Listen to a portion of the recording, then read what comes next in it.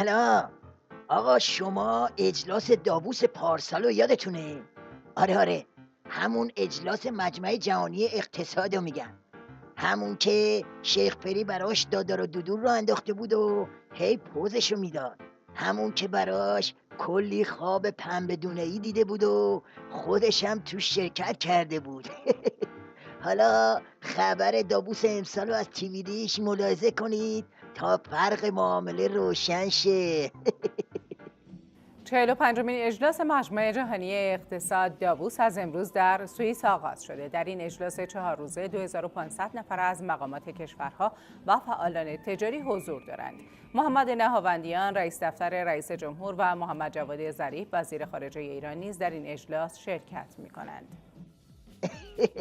بله، از اونجایی که تو این یه سال همه خوابای شیخ پری کابوس از آب در اومده، این اصلا کلیدساز مجبور شده بره تو خط زیرابی و به فرستادن نهاوندیان بسنده کنه. من جواد زخیمم که معلومه واسه چی رفته دیگه. به قول ورق پاره های ولایت رفته واسه هر و کرکر با کری. دیدار با وزیر امور خارجه آمریکا دیگر برنامه آقای ظریف در حاشیه اجلاس داووس بود. حالا بشنوید از خنده شریعت نداری به ریش شیخ پری، اونم در حاشیه اجلاس داووس. داووس یا موش‌های داخلی. سال پیش در چنین ایامی رئیس جمهور محترم کشورمان در اجلاس جهانی اقتصاد در داووس سوئیس حضور داشت.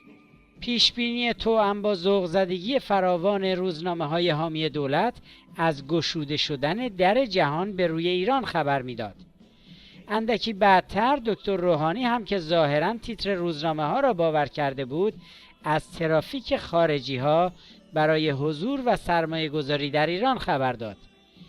اکنون پس از 1 سال باید پرسید آیا سفر سال قبلی رئیس جمهور به داووس به جز تیتر روزنامه‌ها و ترافیک سرمایه گذاران دستاورد ملموس و مفیدی به حال کشور داشته است؟ بله، باد کنک ترکیده داووس که تکلیفش روشنه. پس بنابراین بریم سراغ ممجواد زخیم و بند بازیش تو حاشیه داووس. آقای ظریف با هشدار درباره هر گونه اقدام مخرب در روند مذاکرات تاکید کرد هیچگاه بر سر عزتمان معامله نخواهیم کرد. مگه قرار بود سر عزتتون معامله کنی؟ اصلا کدوم عزت؟ عزت زرقامی رو میگی؟ اون که تیویرش تحویل داد که. آقا، عزت و حشمت و عظمات و ول کن. اون چیزی که ممجواد میخواد سرش معامله کنه هسته‌ای نظامه، دار و ندار عظماست.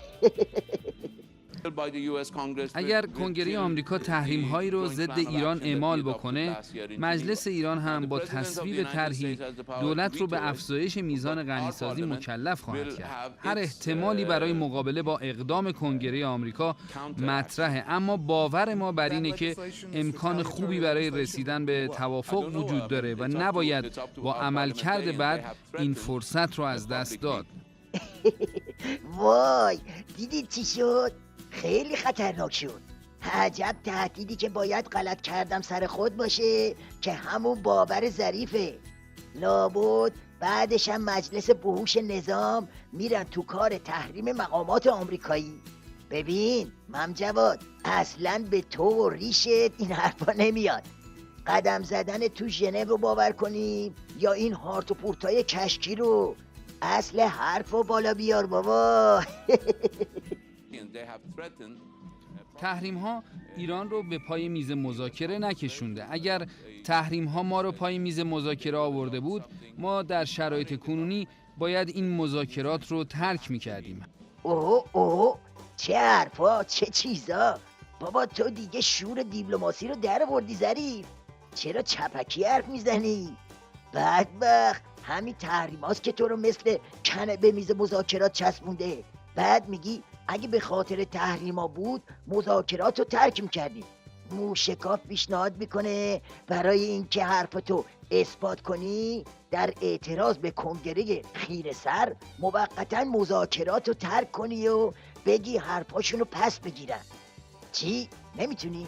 پس اقلا بگو دلیل اینکه از بالا تا پایین نظامتون اینطوری مثل سیریش به مذاکرات چسبیده چیه؟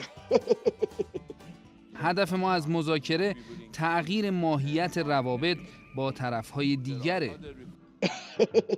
بازم موشکاف باید ترجمه کنه. هیچی آقا جون، منظورش اینه که میخوان با مذاکرات عقربه رو ارو جنگ و شاخ به شاخ شدن با دنیا بکشونن رو گفتگو و تعامل. هدفی که تا اینجای کار دوغم نصیب شیخ فری نکرده و فقط تبدیل به کش لقمه‌ای شده که از گلوی کسی پایین نمیره. این پرت و پلا دردی رو دوا نمیکنه ظریف. ته خط همونیه که موشکاف گفت. چی گفت؟ گفت گیم اوور.